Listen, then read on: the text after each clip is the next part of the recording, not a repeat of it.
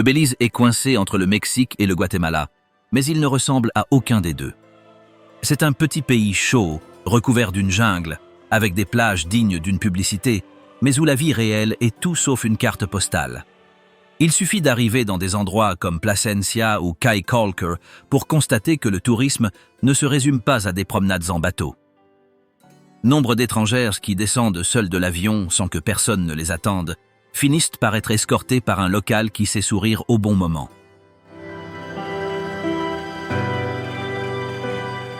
Certaines travaillent sur la plage, d'autres se contentent de flâner en attendant le prochain vol. Elles arrivent d'Europe, du Canada et des États-Unis, avec du temps, de l'envie, de l'argent et l'idée que dans ce coin des Caraïbes, la vie est plus détendue. Mais si en apparence tout semble calme, il y a des endroits du pays où des choses sont cachées, invisibles. Entre ruines, corps enterrés, relations amoureuses et rituels qui se poursuivent en silence, chaque endroit a sa propre histoire. Que se cache-t-il vraiment derrière le soleil, la jungle et les sourires au Belize? Bienvenue à Mandar. C'est parti.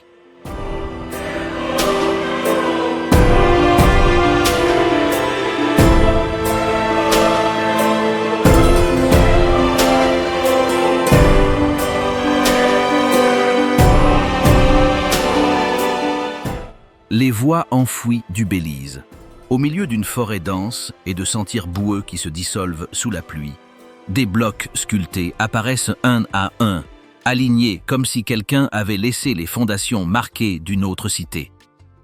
Ils sont là depuis des siècles, couverts de mousse, enveloppés de racines, leurs bords rongés par le temps. Des escaliers qui aboutissent au néant, des plateformes brisées et des passages qui heurtent la pierre lisse. Tout cela est ce qui reste de la civilisation maya. Au Belize, ces vestiges ne sont ni isolés ni marqués. Ils se croisent entre des maisons en bois, des poulaillers, des vergers et des routes rurales. Personne ne les touche, mais personne ne les ignore non plus. Ils restent là où ils étaient. La plus grande cité se cache dans la jungle de Chiquiboul, à l'ouest. Elle s'appelle Caracol, et à une époque, plus de 100 000 personnes vivaient parmi ces bâtiments. Aujourd'hui, seules les pierres subsistent, disposées telles qu'elles étaient à l'époque où les gens étaient omniprésents. Au centre se trouve la pyramide de Kahana, qui s'élève à 40 mètres au-dessus du sol. D'en haut, on ne voit qu'une jungle dense, des arbres partout, comme si le paysage n'avait pas changé depuis. Pas d'étals, pas de panneaux, pas d'espace visiteur, juste de l'humidité, des branches et des marches qui craquent lorsqu'on grimpe. À un peu plus d'une heure de là se trouve Xunantunich, une ville plus basse, mais aux détails plus visibles. Beaucoup la surnomment la femme de pierre. Son complexe principal est connu sous le nom de El Castillo, le château. Il culmine également à 40 mètres de haut, mais ce qui frappe, ce sont les reliefs sculptés. Des figures avec des crocs, des yeux ouverts, des formes qui semblent s'inscrire dans un rituel suspendu. Du sommet, on aperçoit le Guatemala. D'en bas, on a l'impression que quelque chose nous observe du haut du sommet. Tout a été assemblé sans ciment, sans mortier, simplement en assemblant des blocs à la main. Au nord, on trouve Altoona. Sa taille n'est pas impressionnante, mais les vestiges qui y ont été trouvés sont omniprésents, sur les bouteilles de bière et sur les pièces de monnaie du pays. Une tête de jade de plus de 4 kilos, sculptée en forme de dieu solaire, a été découverte dans l'un des bâtiments. Elle est aujourd'hui entreposée, mais chacun sait qu'elle provient de cet endroit. Les temples sont toujours debout. Les places sont propres, les couloirs sont encore ouverts. Ce qui est frappant, c'est l'absence de sculptures détachées. Tout ce qui a été reconstitué provient de ce qui était enfoui. Et ce qui se trouve sous terre change complètement la donne. Il existe une grotte au Belize qui ne ressemble à aucune autre. Elle s'appelle Aktun Tunichil Muknal, bien que la plupart des gens l'appellent ATM. Pour y entrer, il faut traverser la jungle, traverser une rivière plusieurs fois, nager sur une courte distance et avancer dans l'obscurité au cœur d'une montagne.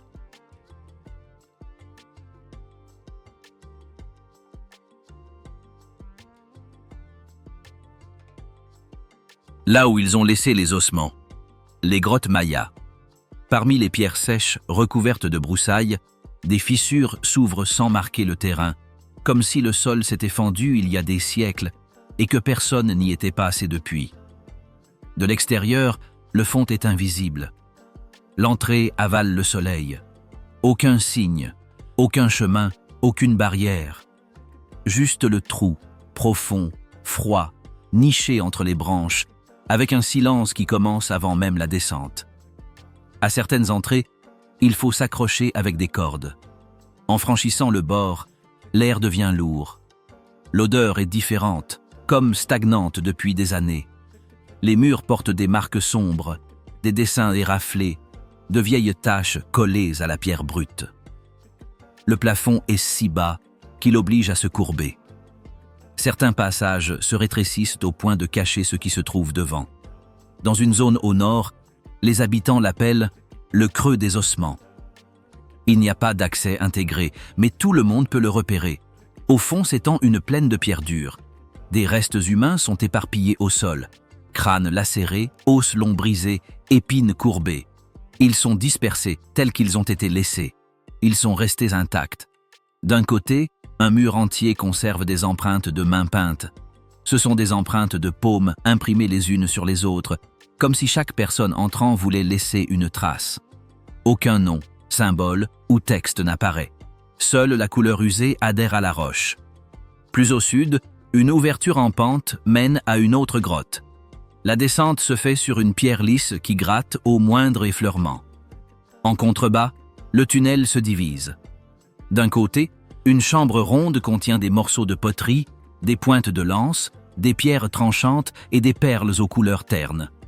Tout est empilé au sol, pêle-mêle. De l'autre côté, un passage étroit oblige à entrer de côté. Quiconque y pénètre est pris au piège entre des murs humides. À l'intérieur, un silence total règne, comme si l'on marchait dans quelque chose de vivant. Les marques sur la pierre demeurent, lignes droites, forme d'yeux, marques enfoncées. Au fond, un tas de petits os, doigts, côtes, poignets. Ils restent là. Ils sont là où ils sont tombés. Les guides qui entrent par groupe avancent sans s'arrêter. Ils se braquent des lampes de poche sur le front, pointent du doigt et continuent. On marche avec précaution sur les pierres, car il y a des endroits où une pierre mal placée se désagrège. Il n'y a ni lumière fixe ni structure, ni de ligne de sécurité. À chaque voyage, certains décident de s'arrêter. D'autres, le froid dans le dos, font demi-tour. D'autres restent immobiles lorsque l'air est lourd, comme s'il était difficile de respirer. Il y a des passages où l'on rampe, d'autres où il faut se tordre de tout son corps pour entrer, et des recoins où les doigts ne sont plus visibles à quelques centimètres. Autour de ces grottes, il n'y a ni cabane ni installation. Peut-être une vieille corde attachée à un bâton, une pierre marquée, une clairière foulée par des animaux. Le chemin y mène à travers des branches basses, de la boue séchée, des pierres détachées et des racines. Tout est resté tel quel, personne ne l'a préparé. Celui qui veut voir, marche tout droit.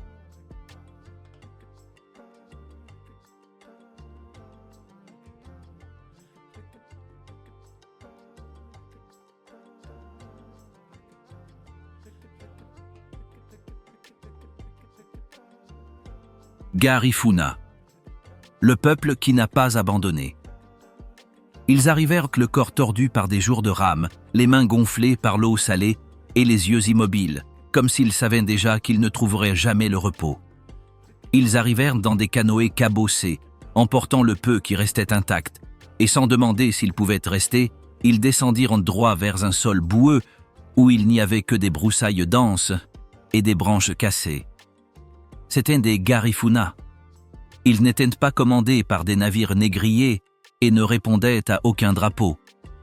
C'était un mélange d'Africains arrachés à leurs terres et de Caraïbes déjà installés sur les îles.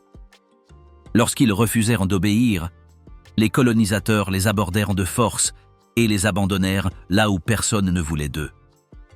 Beaucoup furent rattrapés par la mer. Ceux qui survécurent furent abandonnés par la marée sur la côte sud du Belize, dans des endroits sans quai ni route, seulement de la boue épaisse, une chaleur intense et des palmiers courbés par le vent. Personne ne les attendait. Personne ne leur proposa d'aide. Mais ils restèrent les mêmes.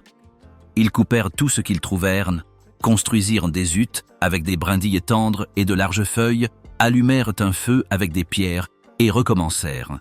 Ils plantèrent ce qu'ils connaissaient, manioc, plantain, cocotiers.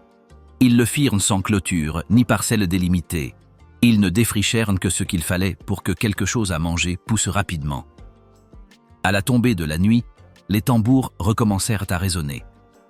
C'étaient des tambours fabriqués avec ce qu'ils avaient sous la main. Des bûches creuses, des cordes serrées, du cuir tendu au-dessus d'un feu. Ils les accordèrent à l'oreille et les battirent jusqu'à ce que la vibration atteigne les autres maisons. Ce n'était pas une musique de distraction, c'était une façon de se souvenir. Chaque battement apportait le rythme d'une autre île, d'un autre enterrement, d'un autre combat. Les chansons n'avaient pas de longues paroles. Les paroles étaient simples, sans règles écrites, mêlées à un français approximatif, à des dialectes caribéens et à des sonorités africaines que l'on ne comprenait qu'en grandissant en les écoutant. Les villages surgirent côte à côte. Ils ne s'éloignèrent jamais beaucoup de l'eau.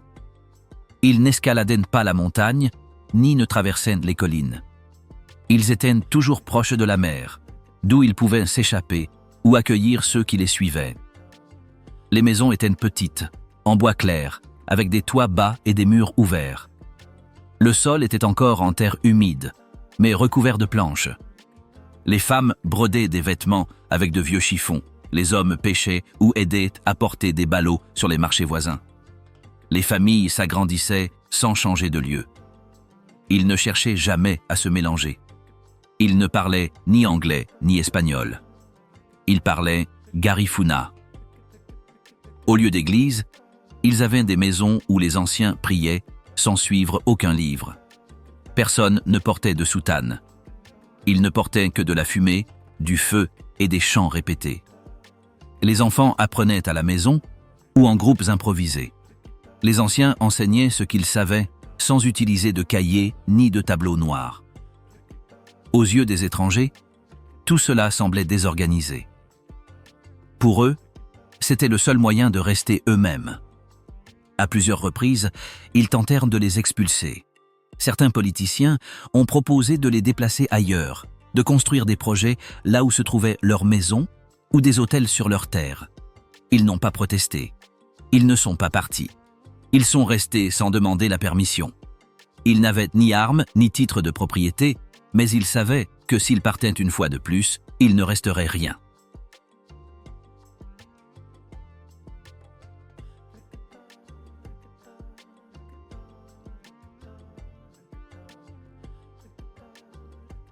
L'abîme des Caraïbes. À 80 km de la côte, la couleur de la mer change de façon imperceptible. L'eau turquoise laisse place à un cercle sombre. Aucune trace, juste un contraste visible de tout point d'observation élevé. Vu d'un petit avion, il ressemble à une tache circulaire aux arêtes vives qui tranche la couleur de l'océan. Ce trou de plus de 300 mètres de diamètre est entouré de tous côtés par la mer. Il s'est formé lorsque le niveau de la mer a monté et qu'une grotte s'est effondrée. Il ne reste qu'une ouverture verticale submergée, intacte sur les bords. Le trajet depuis les quais les plus proches dure plus d'1 heure. Les bateaux s'arrêtent juste là où le fond disparaît. L'eau claire devient opaque. Il n'y a pas de plateforme. Les guides enfilent leur équipement et descendent les premiers. Le groupe suit. Au bord du trou, la profondeur baisse brusquement. Les premiers mètres sont chauds. À 20 mètres, la lumière naturelle s'estompe. À 30 mètres, les parois révèlent des formations rocheuses qui descendent à perte de vue.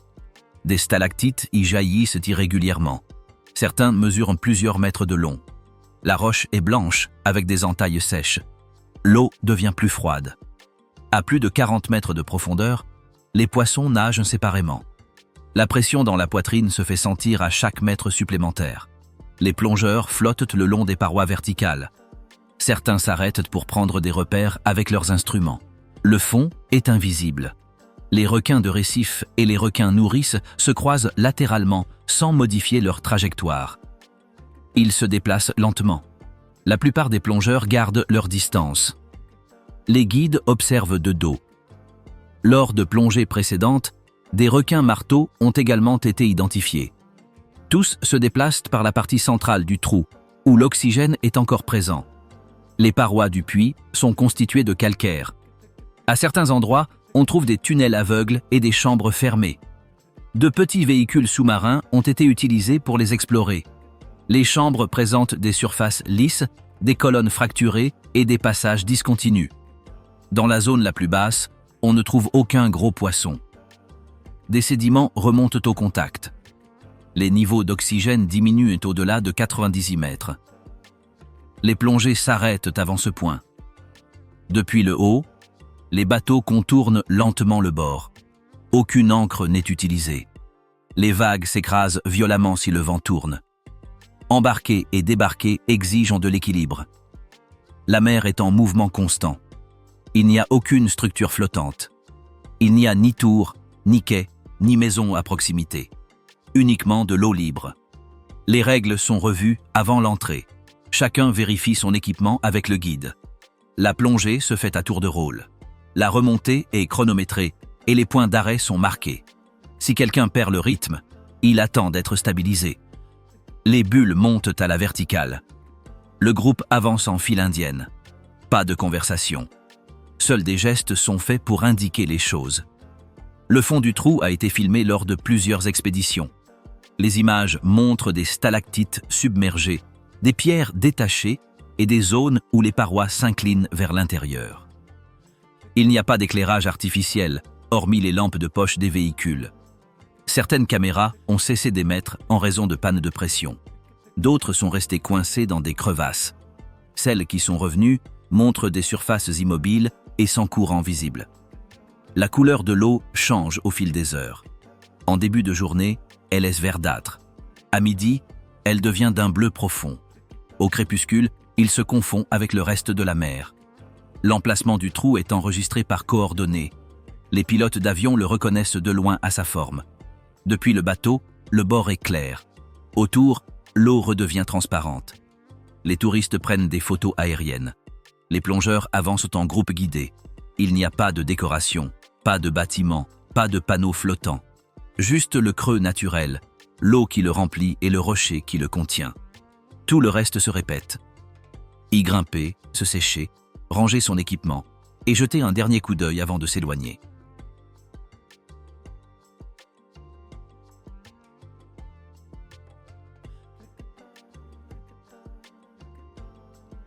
Le royaume des bêtes. Au cœur du Belize, loin de toute ville ou route fréquentée, s'étendent des étendues couvertes d'une végétation si dense qu'on peut se frayer un chemin à la machette et que le sol cède sous nos pieds sans prévenir. Aucun panneau visible ni point d'accès balisé. On y trouve des pentes abruptes avec de l'eau stagnante dans les creux, des ravins entrelacés de racines épaisses, des ruisseaux sans lit fixe et une humidité qui persiste sur les vêtements dès la première minute, quelle que soit l'heure. L'air est instable, mais presque silencieux. Ce que l'on entend est parti depuis longtemps. Ce qui bouge n'est pas toujours visible. Au cœur de ce terrain, entre crevasses profondes et pentes ombragées toute la journée, vit l'un des animaux les plus difficiles à observer sans enclos ni aide extérieure. Le jaguar noir. Il ne marche pas en groupe. Il ne suit pas de chemin balisé. Il laisse parfois des empreintes fraîches dans la boue. D'autres fois, on y trouve des restes de proie, des os ouverts et des taches sèches sur des pierres plates.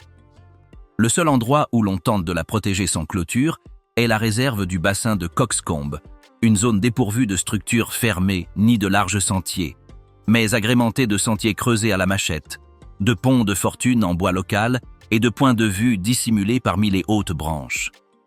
Ceux qui pénètrent dans la zone le font accompagner de guides qui ont appris chaque section en la parcourant et non en suivant des itinéraires ou des cartes. Certains touristes passent des heures à ne voir que des oiseaux qui passent, des singes qui hurlent au-dessus de leur tête ou la silhouette d'un tapir qui pointe silencieusement le bout de son nez. Cet autre animal, lourd et lent, ne se montre qu'à certains moments. Il descend boire, se roulent dans la boue et retournent aux arbres sans laisser de traces. De grands iguanes, mesurant 1 mètre ou plus, s'accrochent aux branches les plus épaisses, leurs écailles changeant de couleur selon la température. Certains restent parfaitement immobiles lorsqu'ils détectent des pas à proximité et ne bougent plus jusqu'au retour du calme. À San Ignacio, dans l'ouest du pays, un projet local les recueille, les nourrit un temps, puis les relâche dans des zones contrôlées. Pas de vitrine, pas de cage, pas de couloir avec des noms. Juste des gens qui les manipulent à main nue et les remettent en forêt quand ils sont prêts. Plus haut encore, parmi les fines branches qui se plient sans se rompre, passent des oiseaux qui ne descendent presque jamais. On y trouve des toucans au long bec qui se reposent légèrement, de petits faucons qui ne traversent que pour chasser, et des espèces qui ne se présentent jamais 2 fois au même endroit. Lorsqu'on observe un long silence, des yeux et des ailes apparaissent, des ombres qui se croisent en quelques secondes et disparaissent sans prévenir. On n'entend pas le battement d'ailes. Seul le changement de lumière entre les feuilles est audible. Au sol, le camouflage est roi. On y trouve des serpents aux couleurs proches de la boue, des grenouilles qui s'éclaircissent ou s'assombrissent selon l'environnement, et des araignées aux pattes grêles qui ne bougent que lorsque quelque chose vibre à proximité. Aucun de ces animaux n'apparaît par curiosité. Ils sont tous là, refusant d'être vus. Nombre de points d'accès ne sont pas signalés. Si une semaine s'écoule sans que personne n'y pose le pied, ils se referment d'eux-mêmes. Certains ne peuvent être traversés qu'à pied. D'autres nécessitent un voyage fluvial, en canoë qui se faufile lentement entre les branches. Dans la forêt, la lumière est variable. Il y a des zones qui ne reçoivent pas de lumière de la journée, et d'autres où le feuillage s'ouvre momentanément. Ce changement soudain fait descendre certains animaux. D'autres ne s'activent que s'il pleut. Aucun ne suit les horaires des humains. Ils se déplacent en fonction de la température, de l'humidité et du bruit du vent. Chaque espèce a un moment, une altitude et une zone qui lui convient mieux qu'une autre.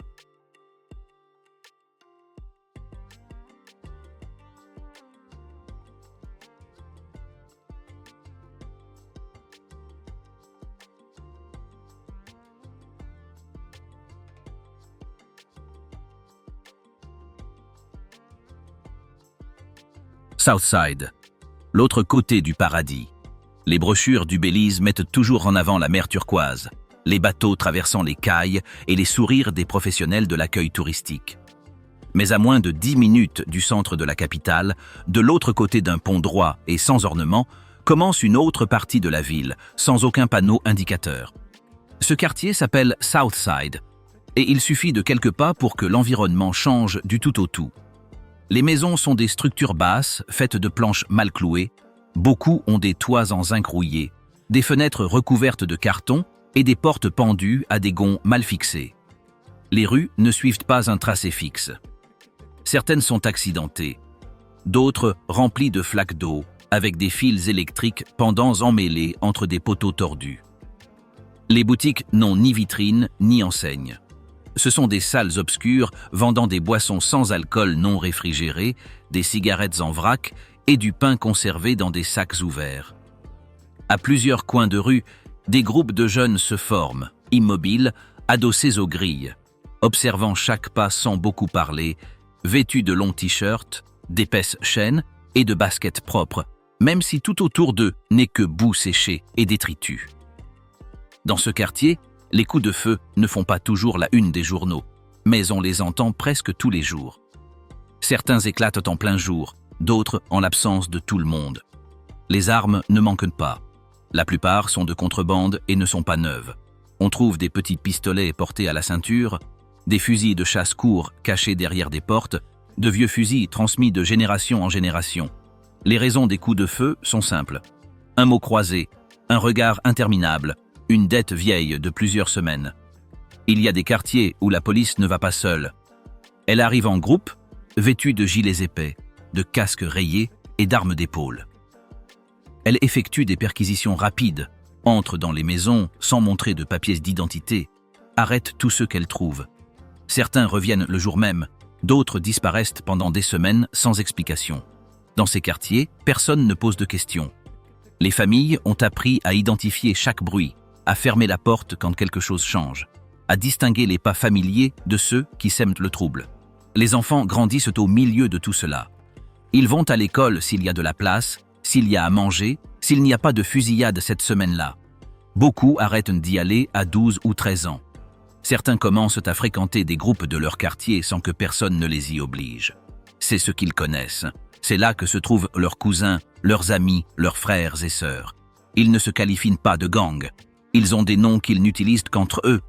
Ils se distinguent par des gestes, des couleurs et des phrases au hasard. D'une rue à l'autre, les règles changent.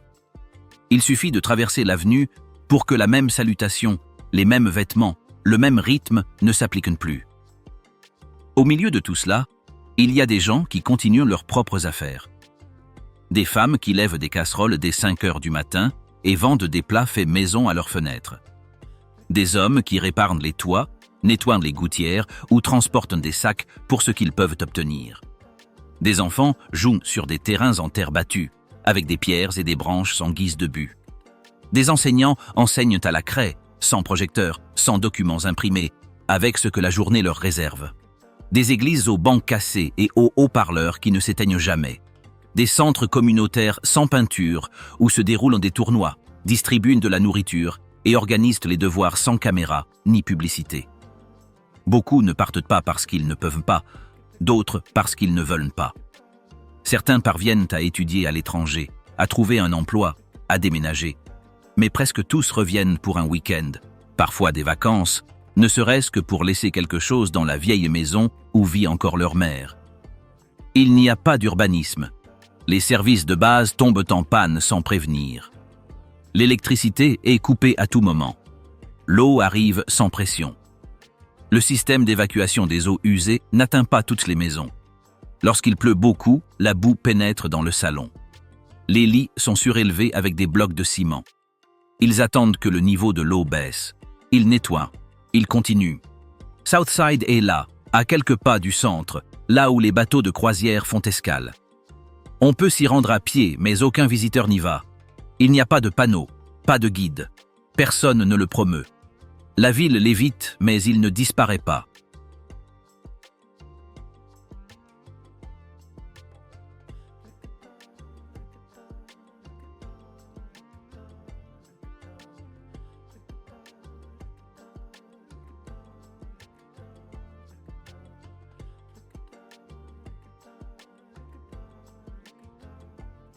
Femmes qui payent pour l'amour au paradis.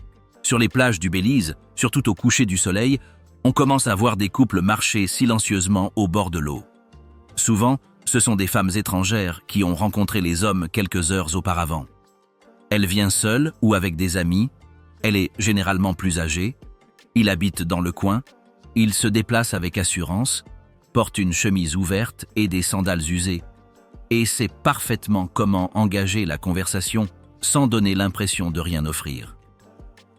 Cela arrive souvent dans des endroits comme Placencia, San Pedro et Caye Caulker, où les hommes qui travaillent sur la plage, guides touristiques, serveurs ou voyagistes, ont l'habitude de repérer les touristes non accompagnés qui ont du temps et de l'argent à partager.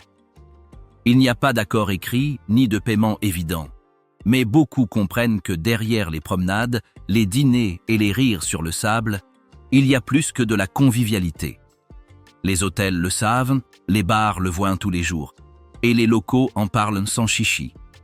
Certains la critiquent par phrases brèves. D'autres la voient comme une forme de revenu. Il n'y a pas de règles officielles. Il n'y a pas de frais ni de gestes évidents.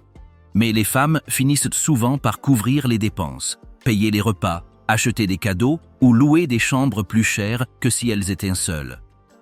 Les femmes viennent de nombreux pays. Elles viennent du Canada, des États-Unis, d'Allemagne, d'Angleterre. Certaines ne viennent qu'une fois et ne reviennent jamais. D'autres reviennent chaque année et retrouvent la même personne ou quelqu'un d'autre. Certaines restent en contact depuis chez elles. Elles envoient de l'argent. Elles aident à organiser des voyages. Elles paient le loyer ou les factures de santé. Parfois, elles s'impliquent davantage. Parfois, elles se lassent. Mais beaucoup savaient dans quoi elles s'embarquaient avant de venir. Ce n'est pas de la prostitution directe. Il n'y a pas d'échange explicite. Pas de prix convenu. C'est une dynamique différente. Une sorte d'accompagnement informel qui peut inclure de l'affection, vivre ensemble quelques jours, ou simplement une attention constante. Certaines appellent cela une relation. D'autres y voient un moyen de gagner de l'argent sans quitter la ville. Le nom ne change rien à ce qui se passe. Sur les terrasses surplombant la mer, on devine qui attend. Il y a des hommes qui passent des heures assis à regarder les étrangers arriver. Les conversations commencent autour d'une bière, se poursuivent par une promenade et peuvent se terminer par des nuits partagées dans des hôtels où les locaux ne séjournent généralement pas.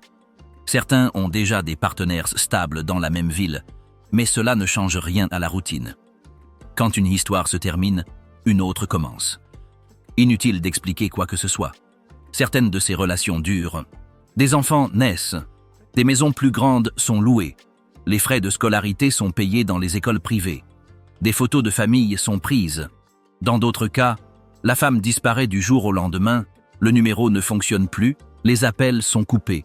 Et l'homme retourne là où tout a commencé, sans se plaindre, sans contact, attendant qu'une autre occasion similaire se présente. Tous ceux qui agissent ainsi ne sont pas dans une situation désespérée.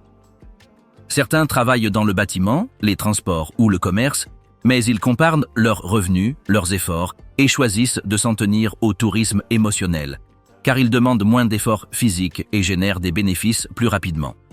Ils apprennent à détecter les signes, à utiliser le langage juste, à instaurer la confiance sans envahir. Il n'existe pas de guide écrit. Chaque histoire commence différemment et se termine à un moment que personne ne peut prévoir.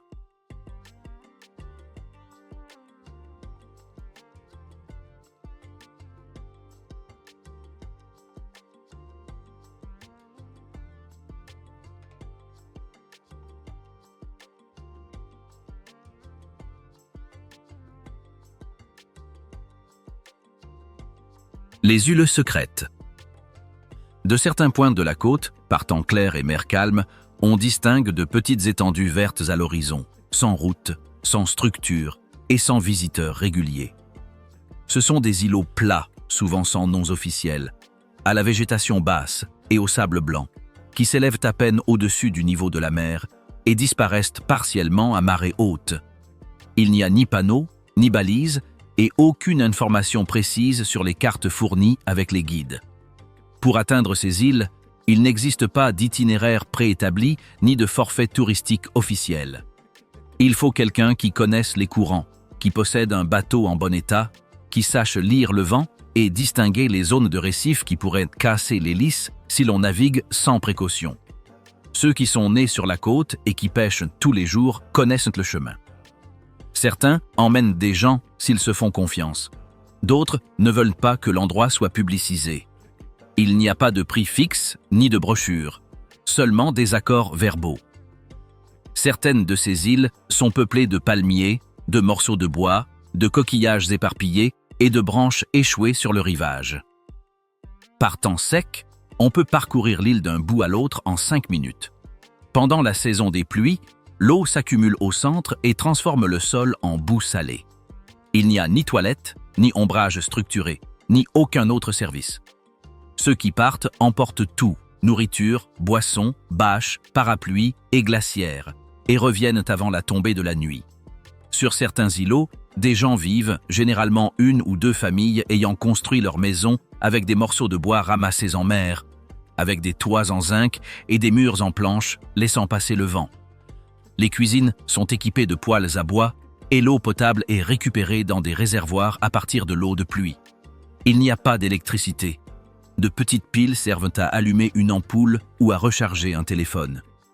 Les réfrigérateurs fonctionnent avec des blocs de glace apportés tous les 3 jours du continent.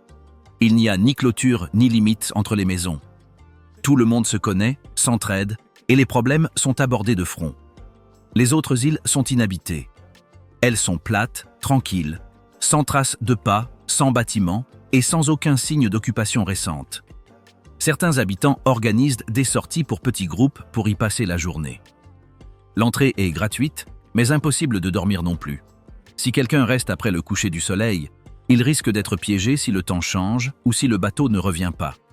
Impossible d'appeler à l'aide, pas de signal, pas de radio. On revient quand le temps le permet. Les environs de ces îles regorgent de vie marine. Les zones coralliennes sont dépourvues de marquages visibles, mais il suffit d'entrer dans l'eau avec un masque pour observer les tortues, les poissons multicolores, les raies qui s'éloignent lentement et les formations naturelles invisibles depuis le rivage. Ceux qui y ont plongé savent qu'il n'est pas nécessaire d'organiser une excursion coûteuse, ni d'avoir un équipement sophistiqué. Il suffit de flotter et d'observer. Dans certaines zones, la pêche est interdite. Dans d'autres, les pêcheurs s'en occupent eux-mêmes, car ils pêchent en des homards, des vivaneaux, des conques, et tout ce qu'ils vendent ensuite au port. Le gouvernement n'a pas aménagé ces zones. Il n'y a ni route, ni permis, ni bureau d'accès. Certaines îles ont été proposées à des entreprises étrangères. Des annonces de vente circulent. Des intermédiaires présentent des documents et des plans et demandent des avances. Mais toutes ne sont pas exemptes de conflits. Certaines terres ont des propriétaires verbaux depuis des décennies, d'autres sont inscrites au nom de personnes décédées. Et tant que rien n'est construit, elles restent inchangées, sans clôture, sans éclairage et sans programme. De nombreux habitants utilisent ces îles comme lieu de repos. Ils y vont avec des amis pour pêcher, nettoyer des coquillages, cuisiner sur des rochers ou simplement passer quelques heures pieds nus. Ils n'emportent ni enceinte, ni parapluie de marque, ni rien qui puisse être oublié. Ceux qui s'y rendent emportent tout avant de partir. Certains les nomment d'après le premier venu ou l'animal qu'ils y ont trouvé. Ils les appellent la ronde, celle du côté du grand, la petite derrière la mangrove. Inutile de les enregistrer. Il suffit de savoir comment s'y rendre. Au Belize, tout s'écoule lentement, comme si le temps ne pressait personne. Les gens font avec ce qu'ils ont, mélangeant routine et improvisation, et avancent tranquillement.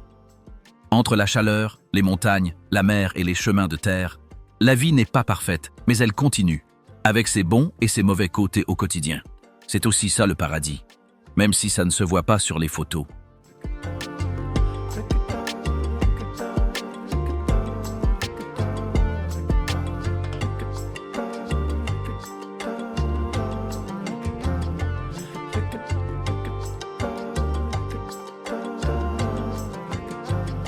Look